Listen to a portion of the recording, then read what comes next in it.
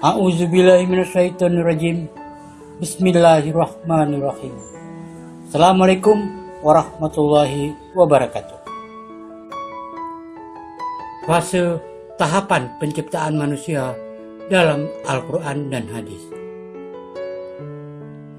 Sebelum berkembangnya ilmu pengetahuan, Allah Subhanahu wa Ta'ala telah menjelaskan dalam Al-Quran secara periodik dan sistematik tentang fase tahapan penciptaan manusia. Allah Subhanahu wa Ta'ala berfirman dalam Al-Quran surat 23 Al-Mu'minun ayat 12 sampai 14. وَلَقَدْ خَلَقْنَا الْإِنسَانَ مِنْ سُلَالَةٍ مِنْ طِينٍ ثُمَّ جَعَلْنَاهُ نُطْفَةً فِي قَرَارٍ مَكِينٍ ثُمَّ خَلَقْنَا النُّطْفَةَ عَلَقَةً فَخَلَقْنَا الْعَلَقَةَ مُضْغَةً فَخَلَقْنَا المضغة عظاما فكسونا العظام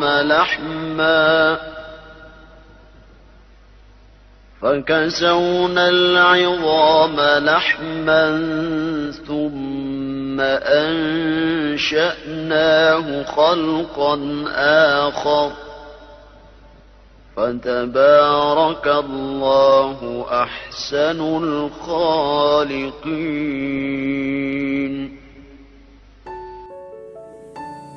Dan sesungguhnya kami telah menciptakan manusia dari suatu saripati berasal dari tanah. Kemudian kami jadikan saripati itu air mani yang disimpan dalam tempat yang kokoh, rahim. Kemudian air mani itu kami jadikan segumpal darah. Lalu segumpal darah itu kami jadikan segumpal daging. Dan segumpal daging itu kami jadikan tulang belulang. Lalu tulang belulang itu kami bungkus dengan daging. Kemudian kami jadikan dia makhluk yang berbentuk lain. Maka Maha Sucilah Allah, pencipta yang paling baik. Dikutip dari kitab tafsir Al-Quran Al-Azim yang dikarang oleh Ibnu Katsir, bahwa Allah menciptakan manusia pertama, yaitu Adam alaihissalam, dari tanah. Lalu berdasarkan riwayat Imam Ahmad telah menceritakan kepada kami, Yahya bin Sa'id telah menceritakan kepada kami, Auf telah menceritakan kepada kami, Qasamah bin Zuhair dari Abi Musa dari Rasulullah Shallallahu Alaihi Wasallam bersabda, sesungguhnya Allah menciptakan Adam dari segenggam tanah, kemudian keturunannya juga diciptakan dari sebagian tanah. Ada yang muncul dengan warna merah, hitam, putih, dan lainnya. Sebagaimana ada yang bentuknya jelek, bagus, dan lain sebagainya. Dalam riwayat Imam Tirmizi bahwa mengatakan bahwa status hadis tersebut adalah hasan sahih. Allah Subhanahu wa Ta'ala menyebutkan dalam Al-Quran tentang embriologi. Rasulullah SAW juga menegaskan dalam hadis yang diriwayatkan dari Abu Abdurrahman Abdullah bin Mas'ud radhiyallahu anhu. Bersabda Rasulullah SAW, dan dialah yang selalu benar dan dibenarkan. Sesungguhnya setiap kamu dikumpulkan kejadiannya dalam rahim ibunya 40 hari berupa nutfah, kemudian menjadi alaqah selama itu juga, kemudian menjadi muqdah selama itu juga, kemudian diutus kepadanya malaikat, maka ia menyiapkan ruh padanya dan ditetapkan 4 perkara: tentukan rezekinya, ajalnya, amalnya, dan ia celaka atau bahagia. Hadis riwayat Bukhari dan Muslim. Berdasarkan ayat Al-Quran dan Al-Hadis di atas, menunjukkan bahwa Allah Subhanahu wa Ta'ala menciptakan manusia melalui fase-fase berikut. Sulalah saripati merupakan bagian yang mendasar atau bagian dari satu kesatuan yang membentuk sperma laki-laki. Air mani yang tersusun dari berbagai campuran. Disebutkan berdasarkan dari tanah karena manusia makan makanan dan minuman yang berasal dari tanah. Sebagaimana penciptaan Adam dari tanah dan tubuh manusia akan kembali ke tanah. Itulah sebabnya jenazah dikuburkan ke dalam tanah. Allah Subhanahu wa Ta'ala berfirman dalam Al-Quran surah 23 Al-Mu'minun ayat 12. Dan sesungguhnya kami telah menciptakan manusia dari suatu saripati berasal dari tanah. Al-Quran surat 32 As-Sajdah ayat 7-8. أحسن كل شيء خلقه وبدأ خلق الإنسان من طين ثم جعل نسله من سلالة من ماء مهين yang membuat segala sesuatu yang Dia ciptakan sebaik-baiknya, sempurna, dan yang memulai penciptaan manusia dari tanah. Dan Dia menjadikan keturunan manusia dari saripati air yang hina, air mani.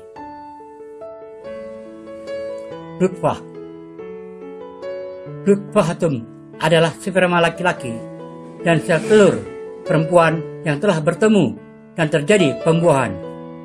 Kemudian terjadi perubahan dari keadaan yang satu kepada yang lain dan dari bentuk yang satu kepada bentuk yang lain.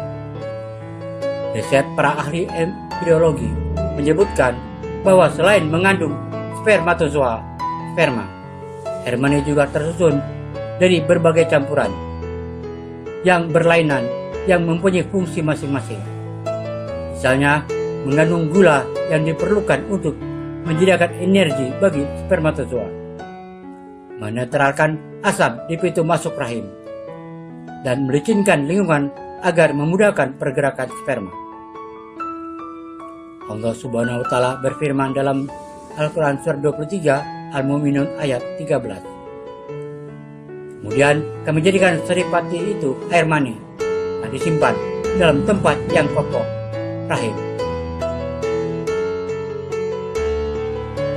Alaqah. Peringkat pembentukan alaqah ialah pada hujung minggu pertama atau hari ketujuh.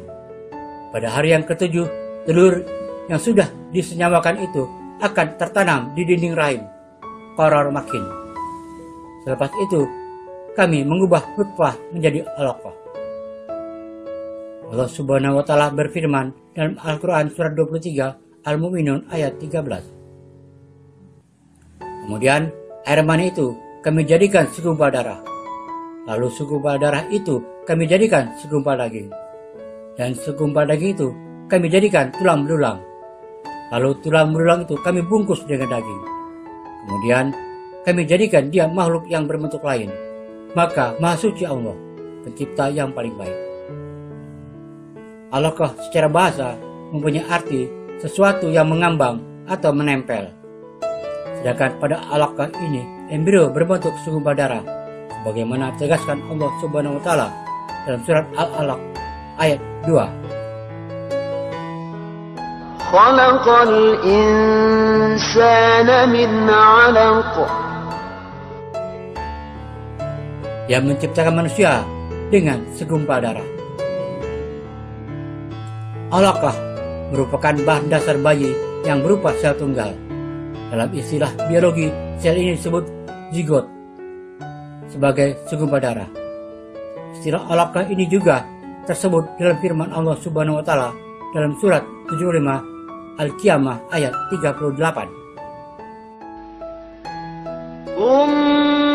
كان علقة فخلق فسوى. Kemudian mani itu menjadi segumpal darah. Lalu Allah menciptakannya dan menyempurnakannya.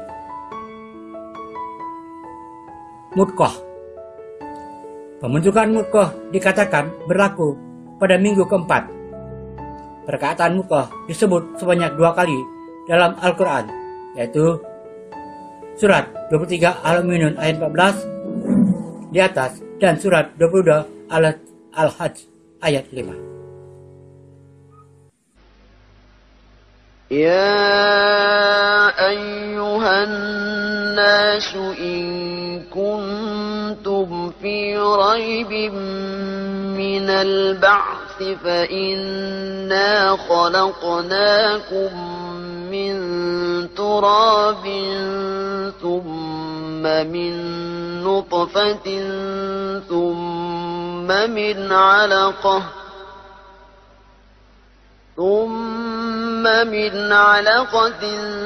ثم من مضغة مخلقة وغير مخلقة لنبين لكم ونقر في الأرحام ما نشاء إلى أجل مسمى ثم نخرجكم طفلا ثم لتبلغوا أشدكم ومنكم من يتوفى ومنكم من يرد إلى أرذل العمر لكي لا يعلم من بعد علم شيئا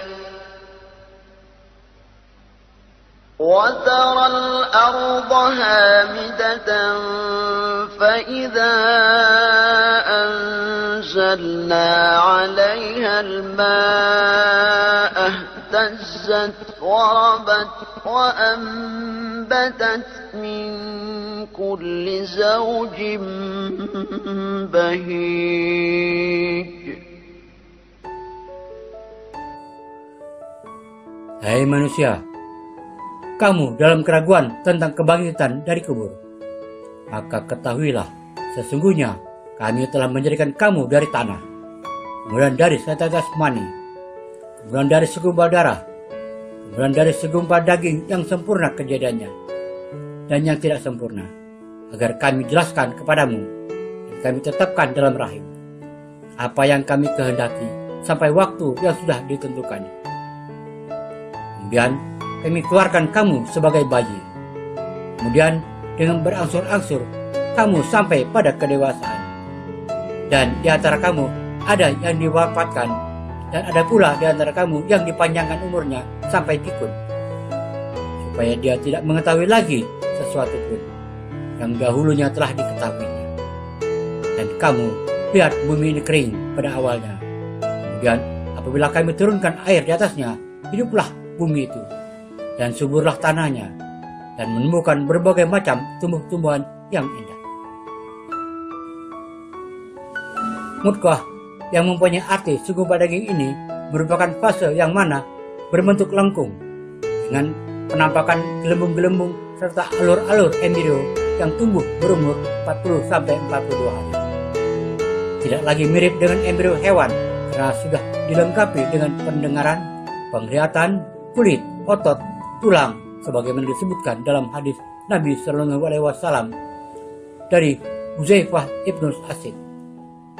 Ketika nutfah telah lewat 42 malam dari penciptaan Allah Ta'ala, mengirim malaikat untuk membentuknya dan menciptakan pendengaran, penglihatan, kulit, otot, dan tulang. Kemudian malaikat bertanya, "Ya Allah, ini akan dijadikan laki-laki atau perempuan?" Dan Allah memutuskan apa yang dikehendakinya. Hadis riwayat Muslim. Di peringkat ini sudah berlaku pembentukan otak saraf tunjang, telinga, dan anggota-anggota yang lain. Selain itu, sistem pernapasan bayi sudah terbentuk. Filus yang tertanam dalam otot-otot ibu kini mempunyai saluran darahnya sendiri. Jantung bayi pula mulai berdegup. Untuk perkembangan seterusnya, darah mulai mengalir dengan lebih banyak lagi ke situ bagi pembekalan oksigen dan pemakanan yang secukupnya. Menjelang 7 minggu, sistem pernapasan bayi mulai berfungsi sendiri. Izam dan laham. Pada peringkat ini, yaitu minggu kelima, keenam, dan ketujuh, ialah peringkat pembentukan tulang yang mendahului pembentukan otot-otot. Apabila tulang berulang telah dibentuk, otot-otot akan membungkus rangka tersebut. Firman Allah Subhanahu wa Ta'ala dalam surat Al-Mu'minun ayat 14, lalu kami mengubahkan pula mukbah itu menjadi izam, dan kemudian kami membalutkan izam dengan daging.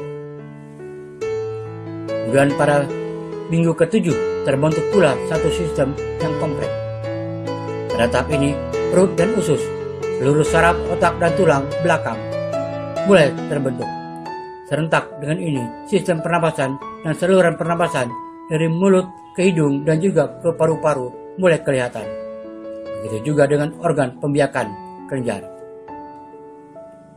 Hati, buah pinggang, undi air kencing, dan lain-lain terbentuk dengan lebih sempurna lagi. Kaki dan tangan juga mulai tumbuh. Begitu juga mata, telinga, dan mulut semakin sempurna. Pada minggu ke-8, semuanya telah sempurna dan lengkap. Peniupan ruh. Para ulama Islam menyatakan kapan ruh ditiupkan ke dalam jasad yang sedang berkembang. Mereka hanya sepakat mengatakan peniupan ruh itu berlaku selepas 40 hari dan selepas terbentuknya organ-organ tubuh, termasuk organ seks. Nilai kehidupan mereka telah pun bermula sejak di alam rahim lagi. Ketika di alam rahim, perkembangan mereka bukanlah proses perkembangan fisikal semata-mata, tetapi telah pun mempunyai hubungan dengan Allah Subhanahu wa Ta'ala melalui ikatan kesaksian. Firman Allah Subhanahu wa Ta'ala dalam surat 7 Al-A'raf ayat 172. وَإِذْ أَخَذَ رَبُّكَ مِنْ بَنِي آدَمَ مِنْ ظُهُورِهِمْ ذُرِّيَّتَهُمْ وَأَشْهَدَهُمْ عَلَى أَنْفُسِهِمْ أَلَسْتُ بِرَبِّكُمْ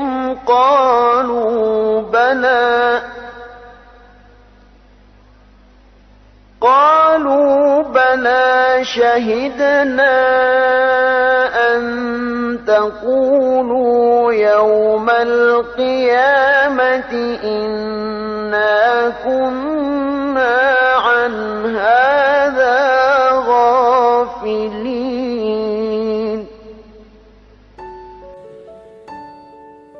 Dan ingatlah ketika Rabbmu mengeluarkan keturunan anak-anak Adam dari sulbi mereka, dan Allah mengambil kesaksian terhadap jiwa mereka, seraya berfirman, bukankah aku ini Rabbmu? Mereka menjawab, betul, engkau Rabb kami. Kami menjadi saksi. Kami lakukan yang demikian itu, agar di hari kiamat kamu tidak mengatakan, sesungguhnya kami Bani Adam adalah orang-orang yang lengah terhadap ini, keesaan Rabb. Dengan ini, inti roh dan jasad saling membantu untuk meningkatkan martabat dan kejadian insan di sisi Allah Subhanahu wa Ta'ala. Ruh merupakan penggerak dan pertanda dari kehidupan seorang hamba. Tanpa adanya ruh, maka jasad yang telah terbentuk tidak akan sempurna. Tentang ruh ini, Allah Ta'ala berfirman dalam surat 17 Al-Isra ayat 85. وَيَسْأَلُونَكَ عَنِ الرُّوحِ قُلِ الرُّوحُ مِنْ أَمْرِ رَبِّي وَمَا أُوتِيتُم مِّنَ الْعِلْمِ إِلَّا قَلِيلًا. Dan mereka bertanya kepadamu tentang ruh. Katakanlah, ruh itu termasuk urusan Rabbku, dan tidaklah kamu diberi pengetahuan melainkan sedikit. Para ahli ilmu mendefinisikan ruh sebagai organ lembut yang berada pada badan. Proses peniupan ruh oleh malaikat tersebut diiringi dengan proses penentuan rezekinya, ajalnya, amalnya, dan ia celaka atau bahagia. Proses peniupan ruh pada embrio tersebut ketika berumur 120 hari, sebagaimana disebutkan pada hadis dari Abi Abdurrahman Abdullah bin Mas'ud radhiyallahu anhu yang sudah tersebut di atas. Hal lain yang disebutkan dalam Al-Quran adalah bahwa embrio terselubungi oleh 3 kegelapan, zulumatin salat. Para pakar embriologi menyebutkan bahwa maksud dari 3 tabir kegelapan itu adalah 1. Dinding bagian dalam perut ibu, 2. Dinding uterus, dan 3. Membran amniotronik. Maha benar Allah dengan segala firman. Allah Subhanahu wa Ta'ala berfirman dalam surat 39 Az-Zumar ayat 6. Khalaqakum min nafsin wahidatin thumma ja'ala minha zawjaha wa anzala lakum من الأنعام 8 أزواج يخلقكم في بطون أمهاتكم خلقا من بعد خلق في ظلمات 3 ذلكم الله ربكم له الملك لا إله إلا هو فأنا تصرفون.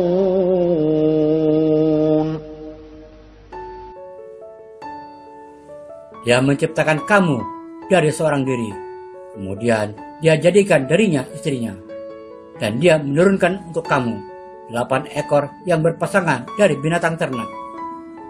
Dia menjadikan kamu dalam perut ibumu, kejadian demi kejadian dalam 3 kegelapan. Yang berbuat demikian itu adalah Allah, Rabb kamu, Rabb yang mempunyai kerajaan. Tidak ada ilah yang berhak disembah selain Dia. Maka bagaimana kamu dapat dipalingkan? Al-Quran surat 95 At-Tin ayat 4. Laqad khalaqnal insana fi ahsani taqwim. Sesungguhnya kami telah menciptakan manusia dalam bentuk yang sebaik-baiknya. Imam Al-Baghawi dalam kitab tafsirnya Ma'alimu At-Tanzil menerangkan bahwa yang dimaksud dengan ahsani takwim adalah ahsani syuratin, yang artinya sebaik-baik bentuk dan rupa. Takwim yang merupakan masdar dari kawa yuqawimu takwiman, juga menurut penafsirannya ialah berdiri tegak. Maksudnya Allah menciptakan manusia dengan tubuh yang berdiri tegak, sedangkan hewan-hewan kebanyakan diciptakan dengan merayap. Allah juga menciptakan manusia yang makan menggunakan tangannya dan diberi keistimewaan berupa akal. Dalam ranah biologi, penciptaan manusia melalui berbagai tahap dan proses yang terjadi di dalam rahim wanita. Ternyata Al-Quran juga sudah menjelaskan tentang proses pembentukan manusia dimulai dari janin hingga menjadi bayi dengan bentuk yang lengkap sebagaimana penjelasan tersebut tertera pada surat 23 Al-Mu'minun ayat 12-14. Dan sesungguhnya kami telah menciptakan manusia dari suatu saripati berasal dari tanah. Kemudian kami jadikan saripati itu air mani yang disimpan dalam tempat yang kokoh, rahim. Kemudian air mani itu kami jadikan segumpal darah. Lalu segumpal darah itu kami jadikan segumpal daging. Dan segumpal daging itu kami jadikan tulang belulang. Lalu tulang belulang itu kami bungkus dengan daging. Kemudian kami jadikan dia makhluk yang berbentuk lain.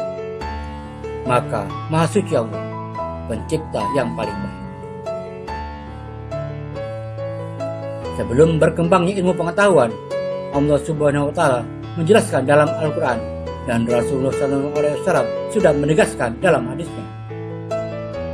Sadaqallahul Azim. Maha besar Allah dengan segala firman-Nya. Semoga bermanfaat. Wallahu alam. Jazakallahu khairan.